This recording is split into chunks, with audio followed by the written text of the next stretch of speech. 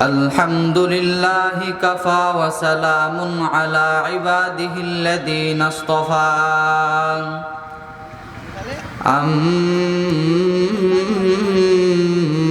بعد فأعوذ بالله من الشيطان الرجيم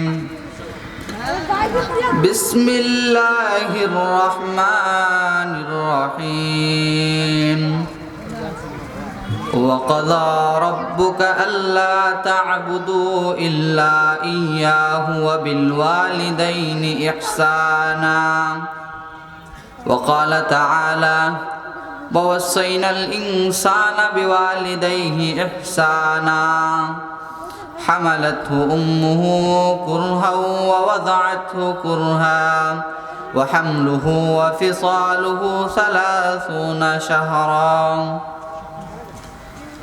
قال النبي صلى الله عليه وسلم رضا الرب في رضا الوالد وسخط الرب في سخط الوالد وقال النبي صلى الله عليه وسلم جاء رجل إلى رسول الله صلى الله عليه وسلم من أحق الناس بحسن صحابتي قال أمك قال ثم من قال أمك قال ثم من قال أمك قال ثم من قال أبوك أو كما قال رسول الله صلى الله عليه وسلم আলহামদুলিল্লাহ মদনপুর হাফেজিয়া মাদ্রাসার উদ্যোগে আয়োজিত আজকে মাহফিলের আমন্ত্রিত মেহমানবৃন্দ, বিশেষ করে আজকের মাহফিলের দ্বিতীয় আলোচক যিনি অর্থ এলাকার কৃতি সন্তান হাফেজ মাওলানা মুফতি ওমর ফারুক বিন আনোয়ার, এই মদনপুরবাসীর কৃতি সন্তান তিনি পবিত্র কোরআনের দাওয়াত সারা বাংলার মধ্যে ছড়িয়ে বেড়াইতেছেন। আমরা দোয়া করি আল্লাহ পাক রব্বুল আলামিন তার হায়াতের মধ্যে, তার এলেমের মধ্যে যেন বারাকা দান করে।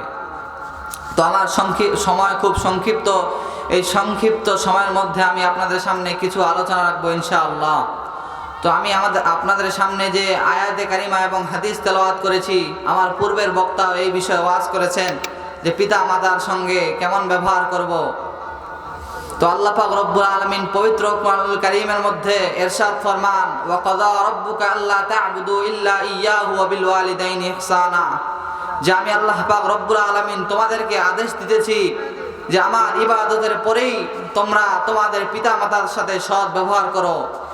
আল্লাহ পাক রব্বুল আলামিন আরেক সূরার আরেক আয়াতের মধ্যে জানাইতেছেন যে কেন তোমরা পিতা মাতার সাথে সৎ ব্যবহার করবা, মাতার সাথে সৎ ব্যবহার করবা। আল্লাহ পাক রব্বুল আলামিন বলতেছেন ওয়াসাইনাল ইনসানা বিওয়ালিদাইহি ইহসানা হামালাতহু উম্মুহু কুরহা ওয়া ওয়াযাআতহু কুরহা ওয়া হামলুহু ওয়া ফিসালুহু 30 শাহরা, যে আমি আল্লাহ পাক রব্বুল আলামিন তোমাদেরকে আদেশ দিতেছি তোমরা পিতামাতার সাথে যেন সৎ ব্যবহার করো। যে কেন সৎ ব্যবহার করবা, যে তোমার মাতা তোমাকে বহু কষ্ট করে গর্ভে ধারণ করেছে, গর্ভে থাকা ধারণ থেকে নিয়ে দুগ্ধ পান পর্যন্ত 30 মাস পর্যন্ত তোমার জন্য কষ্ট সাধন করেছে তোমার মা। এই জন্যে তোমার মাতার সাথে তোমরা পিতার সাথে তোমরা সৎ ব্যবহার করো। তো পিতা মাতার সাথে সৎ ব্যবহার করা এটা আল্লাহ পাকের আদেশ। আল্লাহ রসুল হাদিসের মধ্যে উম্মতকে তাকিদ দিয়েছেন যে হে উম্মত, জেনে রাখো যে পিতা মাতার সন্তুষ্টিতে আল্লাহ পাক রব্বুল আলামিনের সন্তুষ্টি এবং পিতা মাতার অসন্তুষ্টিতে আল্লাহ পাক রব্বুল আলামিনের অসন্তুষ্টি। তো নবী করিম সাল্লাল্লাহু আলাইহি সাল্লাম পিতা মাতার সাথে কেমন আচরণ করেছে, কেমন খেদমত করেছে, সাহাবায়ে কেরাম কেমন খেদমত করেছে, রাসূলের দিকে তাকাইলে দেখা যায়। জনাব রাসূল আরবি সাল্লাল্লাহু আলাইহি ওয়াসাল্লাম সাহাবীদেরকে নিয়ে এক মজলিসের মধ্যে নবীজি বসা, সাহাবীদেরকে নিয়ে দ্বীনি আলোচনা করতেছেন। তো সাহাবায়ে কেরাম দেখতে পাইলেন নবীজি কেন জানি মজলিসের দিকে নজর নাই, সামনের দিকে নবীজি নজর দিতেছে। তো সাহাবায়ে কেরাম লক্ষ্য করে দেখতে পাইলেন যে একজন বৃদ্ধ মহিলা সে আস্তে আস্তে হেঁটে হেঁটে নবী করিম সাল্লাল্লাহু আলাইহি ওয়াসাল্লামের দরবারে আসতেছেন। তো ওই মহিলা যখন নবী করিম সাল্লাল্লাহু আলাইহি ওয়াসাল্লামের দরবারে এসে হাজির হলেন, নবীজি নিজের গায়ের চাদর খুলে জমিনের মধ্যে বিছায়া দিল। ওই বৃদ্ধা মহিলা ওই চাদরের মধ্যে বসলো। বসার পরে কিছুক্ষণ পর ওই বৃদ্ধ মহিলা ওই মজলিস ছেড়ে চলে গেল। সাহাবায়ে কেরাম জিজ্ঞাসা করলেন, ইয়া রাসূলুল্লাহ, ইয়া হাবিবাল্লাহ, আপনি তো রাহমাতুল লিল আলামিন, আপনার মতো সম্মানী লোক এই দুনিয়ার মধ্যে হয় না। কিন্তু এই বৃদ্ধা মহিলা কেমন সম্মানিতা মহিলা, যেই মহিলার জন্য আপনি নিজের গায়ের চাদরটা তাকে খুলে দিলেন তার বসার জন্য। তো নবী করিম সাল্লাল্লাহু আলাইহি ওয়াসাল্লাম ডাক দিয়ে বলতেছেন, সাহাবীরা শুনো, এই বৃদ্ধা মহিলা হলো সেই বৃদ্ধা মহিলা, যেই বৃদ্ধা মহিলা আমি মুহাম্মদ সাল্লাল্লাহু আলাইহি ওয়াসাল্লামকে শৈশবকালে দুগ্ধ পান করিয়েছেন। এই বৃদ্ধা মহিলা হলো সেই বৃদ্ধা মহিলা যখন আমি ছোট্ট বালক ছিলাম, শিশুকাল, যখন মক্কার বাইরে থেকে গ্রামের মহিলা দুগ্ধ পান করাইতে আসতো টাকার বিনিময়ে মক্কা শহরের মধ্যে, তো আমি মুহাম্মদ এতিম ছিলাম, এই জন্য আমাকে কোনো ধাত্রী আমাকে দুগ্ধ পান করাইতে রাজি ছিল না। কিন্তু এই বৃদ্ধা মহিলা হালিমাতুস সাদিয়া হলো সেই মহিলা যিনি আমাকে ওই কালে, ওই শৈশব কালে, ওই শিশুকালে আমাকে দুগ্ধ পান করিয়েছেন। তো নবী করিম সাল্লাল্লাহু আলাইহি সাল্লাম নিজের দুধ মার জন্য, নিজের রাহমাতুল লিল আলামিন নবী, এত সম্মানী নবী, তবু নবীজির জন্য, নবীজির দুধ মার জন্য নিজের চাদর, গায়ের চাদর খুলে জমিনের মধ্যে বিছায়া দিলেন ওই মহিলাকে বসার জন্য। তো নবীজি কেমন মাতার খেদমত করত, কেমন পিতার খেদমত করত। নবীজি জীবদ্দশায় তার পিতাকে পান নাই, জন্মের আগে পিতা ইন্তেকাল করেছেন। মৃত্যুর পরে কয়েক বছর বয়সে নবীজি তার মাতাকে হারাইছে। তো নবী করিম সাল্লাল্লাহু আলাইহি ওয়াসাল্লাম পিতা মাতার খেদমতের সুযোগ পায় নাই। কিন্তু দেখেন যে দুধ মাতা হালিমাতুস সাদিয়া তাকে কত সম্মান রাহমাতুল লিল আলামিন নবী করেছেন। কিন্তু আমাদের সমাজের মধ্যে বর্তমান সময় হইল পিতা মাতা যখন বৃদ্ধকালে উপনীত হয়ে যায়, তখন আমরা সমাজের লোকেরা পিতা মাতাকে বোঝা মনে করি। মনে হয় পিতা মাতা আমাদের মাথার উপর একটা বোঝা হয়ে আছে। অথচ আল্লাহ পাক রব্বুল আলামিন পবিত্র কোরআনুল কারীমের মধ্যে ইরশাদ ফরমান, وَقَضَى رَبُّكَ أَلَّا تَعْبُدُوا إِلَّا إِيَّاهُ وَبِالْوَالِدَيْنِ إِحْسَانًا, যে আমি আল্লাহ তোমাদেরকে আদেশ দিয়েছি তোমরা যেন তোমাদের পিতা মাতার সহিত সৎ ব্যবহার করবা। তোমাদের পিতা মাতা, পিতা অথবা মাতা উভয়ের মধ্যে একজন যখন বার্ধক্যে উপনীত হয়ে যায়, তখন তারা যেন তোমাদের মাধ্যমে কষ্ট না পায়। কষ্ট তো দূরের কথা, একটু মন খারাপ করে উফ শব্দটাও যেন তোমাদের পিতা মাতা তোমাদের আচরণের কারণে না বলে। তাহলে আল্লাহ পাক রব্বুল আলামিন পিতা মাতার সাথে কেমন ব্যবহার, কেমন সৎ ব্যবহার করার আদেশ দিয়েছেন। এখনকার সময়, বর্তমান সময় পিতা মাতাকে কেমন বোঝা মনে করে, এটা বেশি দূরের কথা নয়। আমাদের এই কাহারোল বীরগঞ্জ ধরেন, এই দুই থানার মধ্যে এক থানার ঘটনা, যে পিতা মাতা, এক ব্যক্তির পিতা মাতা, একজন মাতা, তার মাতা এমন অসুস্থ হয়ে পড়েছে, তার মাতা যে স্তন দিয়ে তাকে দুধ পান করাইতো, এই স্তনের মধ্যে ক্যান্সার হয়ে গেছে।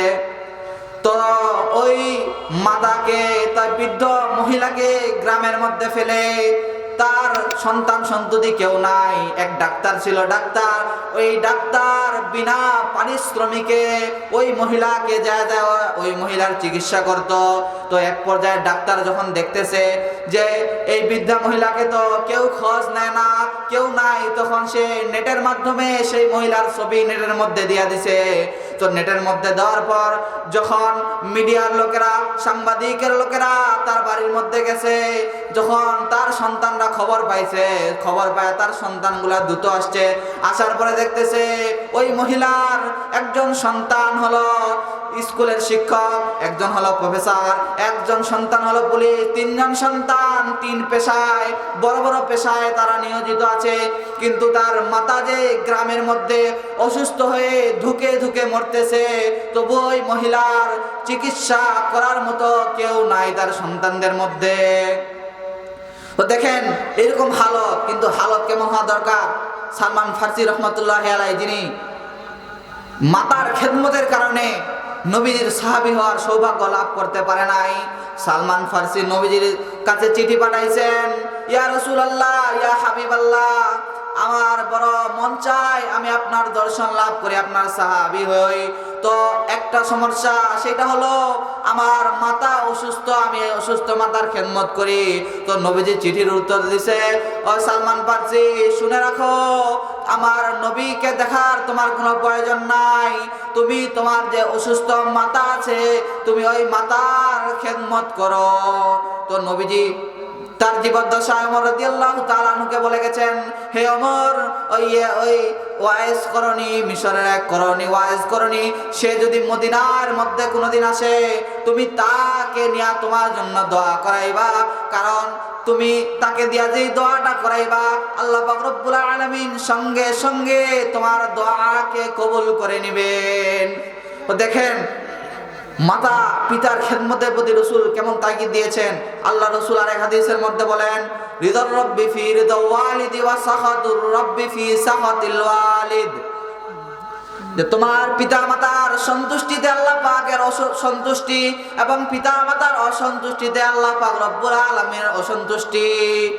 আল্লাহ রাসূল আরেক হাদিসের মধ্যে বলেন যে পিতা মাতার পদতলে হলো সন্তানের জান্নাত। সুতরাং কেউ যদি চায় তার পিতা মাতার খেদমত করে সে জান্নাত লাভ করবে, আর কেউ যদি চায় তার পিতা মাতার সাথে অসৎ খারাপ ব্যবহার করে সে জাহান্নাম কামাই করবে।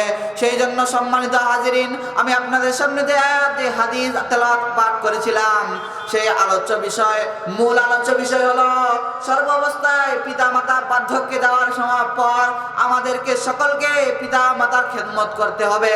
কারণ পিতা মাতার খেদমতের মাধ্যমে আল্লাহ পাক রব্বুল আলামিনের সন্তুষ্টি, আর পিতা মাতার অসন্তুষ্টিতে আল্লাহ পাক রব্বুল আলামিনের অসন্তুষ্টি। আর আল্লাহ পাক যদি আমাদের উপর সন্তুষ্ট না থাকেন, তাহলে আপনার আমার কাল কিয়ামতের ময়দানে জাহান্নাম ছাড়া কোনো উপায় নাই। আপনাকে আমাকে পিতা মাতার সাথে খারাপ ব্যবহারের কারণে জাহান্নামে যাইতে হবে। তো আমি যেইটুকু আলোচনা করলাম পিতা মাতার সৎ ব্যবহার সম্বন্ধে, আল্লাহ পাক রব্বুল আলামিন আমাদের সকলকে পিতা মাতার সহিত সৎ ব্যবহার করার তৌফিক দান করুক। ওমা তৌফিক ইল্লা বিল্লাহ। আসসালামু আলাইকুম ওয়া রাহমাতুল্লাহ।